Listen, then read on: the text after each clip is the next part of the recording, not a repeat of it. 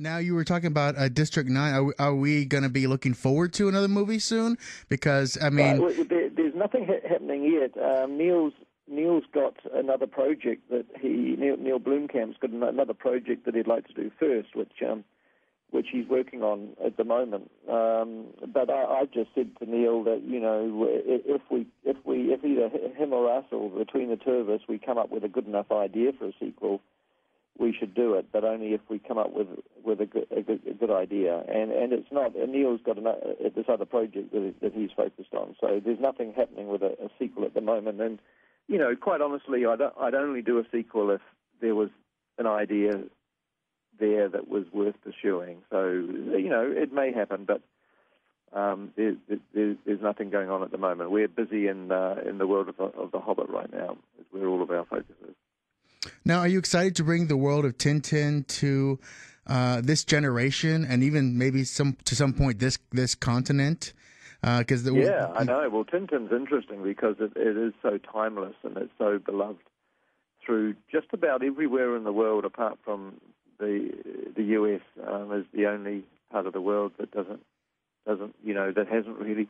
I mean, everywhere else has been Tintin obsessed for nearly 50 or 60 years. It's part of the culture of most of the rest of the world. So hopefully it'll catch on in the States. I mean, I think with Tintin, the film will do okay, even if it didn't find an audience in America. I think there's enough of an audience around the rest of the world to certainly justify the movie. But look, it's very entertaining. It's very exciting. It's everything you'd hope a good film is going to be. So hopefully it will find an audience in the States. It's no different really to marketing an original film. I mean, nobody had heard of Indiana Jones until the Raiders of the Lost Ark came out. It's just the challenge of Tintin in America is really just the challenge of releasing an original character rather than a character that is sort of widely known like he is in the rest of the world. Now, the beloved Hobbit story, everyone is waiting because, of course, the Lord of the Rings and everything else you've created that just brought new imagination to their worlds. Can you tell us now where the scripting and screenplay process is? Yes, no, we are. I mean, we've finished writing the scripts now, and it's always a good sign when you finish a screenplay and you're excited about the film because, the script is the first look at the movie. The script is the point in the process that we can imagine the film in our heads, and we're at that place now where we can imagine the movie, and it's good. We're very, very happy with the film. That the film as it's progressing at the moment, everything's looking good to us, feeling good. Any names you're thinking about attaching that you see when you're writing the script yet? Well, we've got, some of the original characters. Obviously, we're hopeful. We haven't done any casting yet, but we would hope that, any characters that appear from The Lord of the Rings would be played by the same actors is obviously our hope. But we haven't done any. We haven't signed any actors up yet. We've just delivered the screenplays, and we're about to do the budgeting for the studio. So it's, until the studio really signs off on the budget, we can't sign any actors up until they sign off on the film itself. So all this is going to be happening in the next 3 or 4 weeks.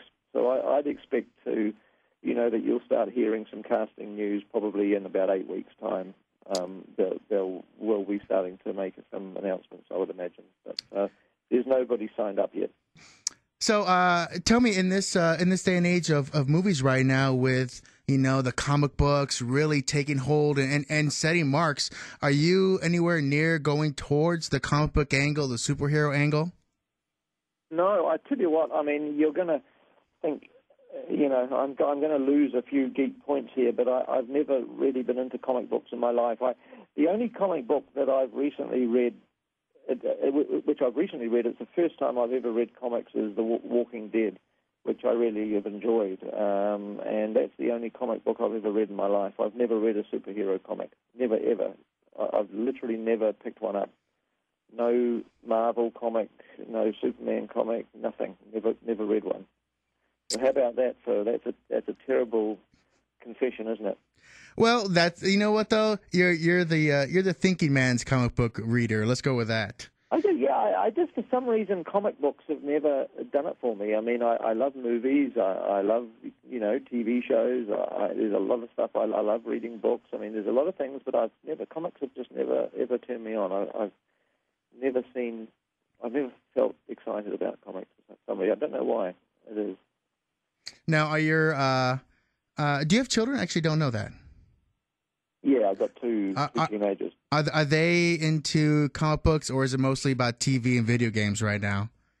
Right now, it's video games. My son's big into Call of Duty, and my daughter's into Facebook, and those sorts of things is what they spend. Are you a Facebooker? Are you a tweeter? No, I don't know. No, I haven't got into that either. I don't. It doesn't really appeal to me. I don't really want people knowing what I'm doing every minute of the day. Maybe the next marketing campaign can be the Hobbit, or Legolas has a Facebook. There's a new way to reach your new audience. Right. Yeah. Well, I'm sure that side of things will come into the marketing of the movies, because they're starting to get more and more involved in film marketing, all that stuff. So no doubt through the course of the Hobbit, we'll have to do something. But I'm not, in my normal private life, I don't tweet and do Facebook, or don't do anything like that. I surf the net. But now, as a movie maker who makes these things that you always have those movies that you watch automatically if it comes on. There's no way to turn off. If it's on TV, you have to automatically watch it. What are your movies? What are Peter Jackson's movies that if he sees them on, or if he feels like he needs something to relax, what are those movies that you turn on?